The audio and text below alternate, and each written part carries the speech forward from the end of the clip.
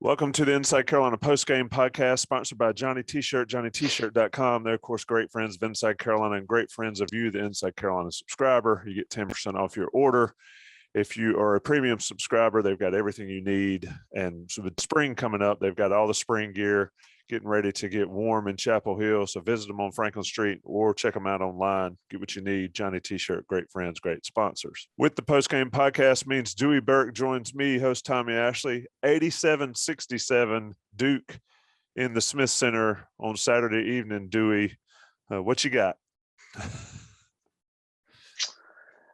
Didn't feel that close, right? It unfortunately, as bad as we played in the first half, you and I were texting that they had somehow cut it to 11. And I thought if we could come out in the second half and get it to single digits, get it to 6 or something, that you feel like the Duke guys would look up at the scoreboard and think, man, we played just about perfect for the first 23, 24 minutes of this game, and we're up 6. But obviously it went decidedly the other way. That 12-0 run, largely Griffin just taking it himself and imposing his will, and the game was basically over 3 minutes into the second half, which is frustrating because the crowd wanted to be in it. They wanted to be there for us, and we never gave them the opportunity to be a part of the story. And I thought our perimeter play was pretty poor. Very poor. And despite everything Brady tried to do and leaky at times, Mondo never got in a rhythm. He got in foul trouble early. And but we're a team that has to make shots to be successful. And we shot the ball very poorly, at least for the first 25, 30 minutes when only Brady made a shot. And they're too talented to play that way and think you can beat them. Yeah. And you mentioned a couple things there, and I want to start off because I'll just flat out say it. I said it off the air, and we talked about it texting. I can't believe it started out with Bacot on Banchero. I mean, we talked all week who would guard Banchero, and Bacot was never an option that we discussed. Maybe we are not as smart as we think we are when we analyze this game, but it just seemed like a bad matchup. And while Banchero didn't really go off, I felt like his ability to hit those couple shots in the first minute or so got Duke going and gotten everybody going, and ultimately led to Bacot being in foul trouble. Yeah, it did. I thought the first foul was a bad call. I didn't think there was much there, but the second one was definitely a foul on the closeout. And if you're Armando, you cannot make that mistake if you already have one. Can't speak to why he was on him or not. For me, the ideal person was Leaky, but then you saw what happened when Leaky was on Banchero. Griffin went off because Brady couldn't guard him. So they present mismatches however we matched up. I agree. I would not have thought that Armando would have started on their best player, but we were always going to struggle to guard them. We just had to make enough shots to stay in it and then hope that we could find a way to win at the end. And we obviously didn't do that. Turned the ball over a ton in the first half. But to your specific point, I agree. That's not how I would have started. I don't know if Mondo maybe went to Hubert and asked for the matchup. Not that that's a reason to do it, but I don't know. I agree. That's not what I would have thought. And even though Banchero didn't fry us or anything, he hit those first couple and set the rhythm for them, and it's kind of off to the races. We unfortunately were never in it. What's crazy? First half, Carolina actually only had 5 turnovers, but they shot it so poorly and allowed Duke to get into it. Talk a little bit about, as a player that's been on great teams, it's not necessarily one guy gets hot. It's the rising tide lifts all boats, right? If the team gets comfortable, and Banchero hit the first 2 shots, I was like, this is not good. Then he vanishes due to Leakey's disappearing him. But Griffin gets hot, and Duke's just too talented. You mentioned the matchups. We talked about the matchups. It's a terrible matchup game for Carolina. But how important is it team-wide for guys to get shots early? Carolina is clearly guards have to hit shots early, but Duke hit shots and their entire team elevated, it looked like. It did. They got very comfortable, and we didn't do anything to disrupt them. Even though Banchero, as you said, and as I said earlier, it's not like he went crazy on us. What do you think? He shot 5 for 14, but your best player hits a couple early, there's an intrinsic value to that. There's carryover. Your other guys see that, and there's vibes are a thing. You feel that throughout the bench, and you feel the crowd get quiet. All of a sudden, you can talk like you and I are talking in an opposing arena that's got 22,000 people against you, and you can talk in your house voice because you've done things well enough to quiet the crowd. And that crowd so badly wanted to be in that game.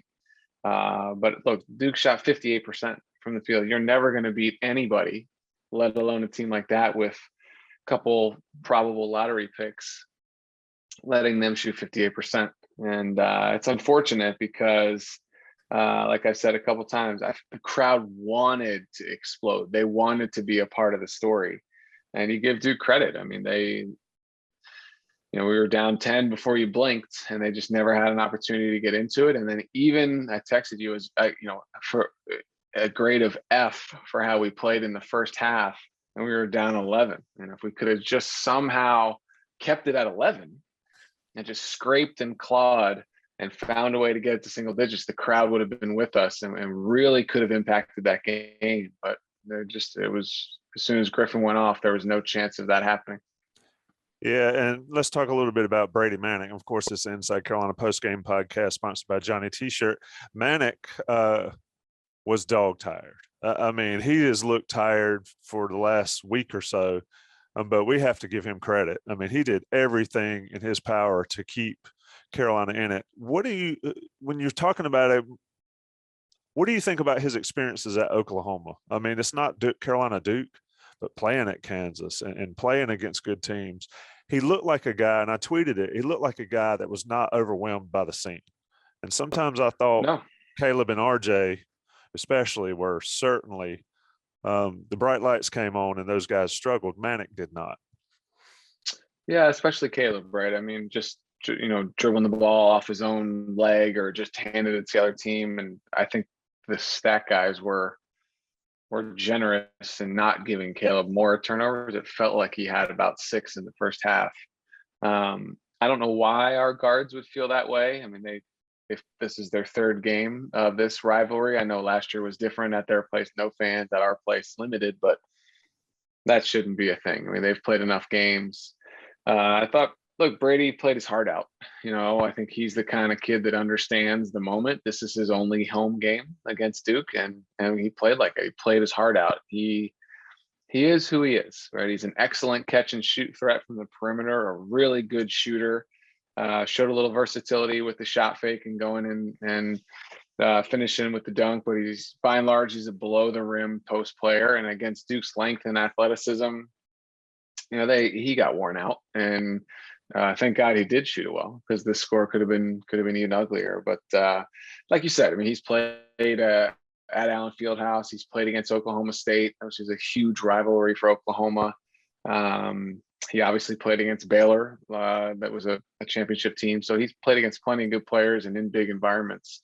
And I didn't think our guys were scared. I just think they played very poorly. And it's unfortunate on the biggest stage with all the buildup. And, this is the one game when all my friends or people I haven't heard from, they're texting. Right? You hear from everybody on this day. And it's just my text to everyone pregame was, if we make shots, we can win. We did not make shots. Yep. What did they shoot? Overall shot 40%, which is surprising because it didn't feel like 40%. It was down into 20% range most of the time. Guard play, don't mean to single them out, but they played a lot of minutes and it was important. 3 for 10 and 4 for 11, including 1 for 8 from 3 points. Carolina has no shot to win a game when those guys are doing that. How does this team bounce back from a game like this? Y'all didn't lose to Duke too many times, but when you lose a game that's so important, so big, so hyped up, the mindset of bouncing back, it's not as easy as just pressing the reset button. No, it's one of those things. I mean, I never felt one like this when I was there, and the games that I was a part of, in obviously the limited capacity. But look, they stomped us, and the score is not even indicative. It could have been 35, had we not got some garbage buckets later. So look, the nice thing is we get to play them again. And just as hyped and ready as our fans were tonight to be a big part of the story, so too will they be at Cameron in a couple of weeks. And you can't think of a better story than going in just like we did in 2006 against JJ and Sheldon on their last game in Cameron. I mean, it's even, multiplied by as many exponents as you want to add for Coach K's last game in Cameron. So maybe they'll rise to the occasion. They got plenty of games in between then, but you do still have that one circle. You always think about it. It's always on your mind, especially if you lose the first one, which we did my junior year. We lost at home. JJ played great, and we circled it immediately. And even though you're not supposed to look ahead and just worry about the next practice, it's still in the back of your mind that we get another shot at those guys. So, unfortunately, it felt like at halftime tonight that we couldn't have played worse, and yet we were only down 11. And then Griffin got going in the second half, and it was never much of a game. We can be a lot better than we played in this game tonight. Our guards can be a lot better. Armando has a chance to actually maybe be in the rhythm of the game if he doesn't get in foul trouble. So we will go into that game much like we went into Cameron in 2006 as a complete underdog. Nobody thought we could win. I remember texting my high school coach from the bus when we pulled up to Cameron saying, time to shock the world. We really, really believed we were going over there to win. And we also believed, despite who JJ was, we believed we had the best player on the floor. We believed that 50 was the best player on the floor. And that night he was. So they got to find some belief, and they'll win some games. And I know everybody's talking about what do they call it, a quad one win or whatever it is. We got to get a one or two of those to ensure that we're going to be a tournament team. But they'll be thinking about this game, I promise you, from tonight on. It'll be in the back of their mind and slowly move to the front. And they're going to be an underdog just like we were. And they can go in there and win. Look, Duke's good. They're good, but they're not the best team in the country. They don't scare anybody, in my view. They're talented, but our guys are good enough to beat them. They just got to play a hell of a lot better than they played tonight. Yep, I agree with you there. Game's about matchups, but if you don't shoot well, matchups don't even matter. Carolina shot it poorly, and you're right. I'm not sure Duke can play much better than they played. But I'll give you, North Carolina can play a lot better than they did. It gives them hope. Playing against Duke and Cameron on Coach K's last game, yeah, who knows how that one will go. But to your point, Carolina's at least got a shot. Dewey, I always appreciate you coming on these podcasts. I know it's tough after these games. We talked to Bobby Frazier on Inside Carolina Live earlier today. He was clearly stoked about the game, clearly still breathes it, lives it, and I know how important it is to you guys and you former guys. Fans think it's important to them. I know it's much more important to you guys. I appreciate you coming, man. Yeah. I wish there was a better story to tell, but it wasn't our night.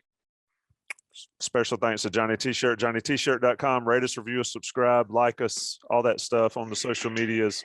We'll be back again. Carolina falls to Duke, Clemson on Tuesday night down in Little John. We'll talk again then.